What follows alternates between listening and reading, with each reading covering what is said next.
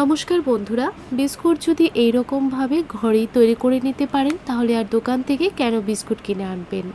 একদম কম সময়ের মধ্যে ঘরোয়া উপকরণ দিয়ে বানিয়ে নিতে পারবেন এই মুচমুচে বিস্কুটগুলো, তাও আবার একদম অল্প সময়ের মধ্যে রেখে খেতে পারবেন অনেক দিন পর্যন্ত। তো কিভাবে বিস্কুটগুলো বানিয়েছি পুরো ভিডিওটা না দেখলে একদমই বুঝতে পারবেন না। প্রথমে একটা বাউলের মধ্যে নিয়ে নিলাম 1 কাপ আটা আর হাফ কাপ দিয়ে দিচ্ছি সুজি। এখন দিয়ে দেব কিছু আমন্ড বাদাম গ্রেট করে। আমন্ড বাদামগুলোকে আপনারা চাইলে এইরকমভাবে গুঁড়ো করে দিতে পারেন বা গ্রেট করেও দিতে পারেন। তো এখানে আমি দিয়ে দিলাম বাদামের গুঁড়োগুলো, তারপর 2 চামচ সাদা তেল দিয়ে দিলাম, হাফ কাপ দিয়ে দিলাম চিনি। শুকনো অবস্থায় ভালোভাবে মিশিয়ে নেব। তারপর সামান্য একটু দিয়ে দিলাম নুন আর সামান্য একটু বেকিং সোডা দিয়ে দিলাম আর অল্প একটু দিয়ে দিলাম এলাচের গুঁড়ো। এখন দিয়ে দিচ্ছি 2 টিস্পুন সাদা তেল, চাইলে এখানে ঘি ব্যবহার করতে পারবেন। এখন ভালো করে কিন্তু ময়ানটা দিয়ে দিতে হবে। এইরকমভাবে খুব ভালো করে মেখে নিতে হবে, তাহলে দেখবেন বিস্কুটগুলো খুব খাস্তা তৈরি হবে, খেতেও ভালো লাগবে। তেলটা দেখুন খুব ভালো করে মিশিয়ে নিয়েছি। যখন দেখবেন একটু মুঠ করলে মুঠের মধ্যে চলে আসছে তখন বুঝবেন ভালো করে ময়ানটা দেওয়া হয়েছে।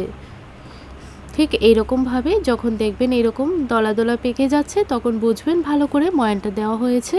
এখন অল্প জল দিয়ে ডোটা মেখে নেব। এখানে ছোট কাপ মেপে 1 কাপ জল নিয়ে নিলাম, সবটা জল দেইনি, অল্প একটু জল রেখে দিয়েছি। তো দেখুন ঠিক এইরকম টাইট করে ডোটা আমাদের মেখে নিতে হবে।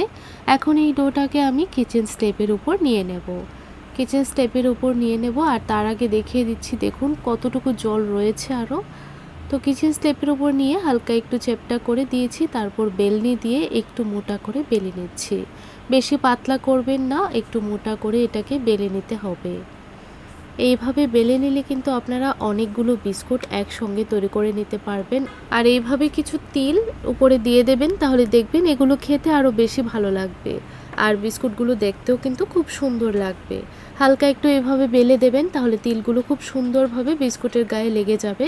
এখন এইরকম একটা ছোট গ্লাস নিয়ে নিতে পারেন বা কুকি কাটার নিয়ে নিতে পারেন বা যে কোনো বয়ামে লিড নিতে পারেন। তো আপনারা এইরকমভাবে বিস্কুটগুলোকে তারপর কেটে নেবেন। আমি এরকম একটা ছোট গ্লাস দিয়ে কেটে নিচ্ছি, তাহলে বিস্কুটগুলো একটু ছোট ছোট হবে, দেখতে যেমন সুন্দর লাগবে খেতেও কিন্তু ভালো লাগবে। তো দেখুন বানিয়ে নিলাম। এখন এক্সট্রা অংশগুলো তুলে নেব। তারপর সবগুলো বিস্কুট আমি এক এক করে একটা প্লেটের মধ্যে নিয়ে নিলাম। দেখুন কত সুন্দর হয়েছে এই বিস্কুটগুলো।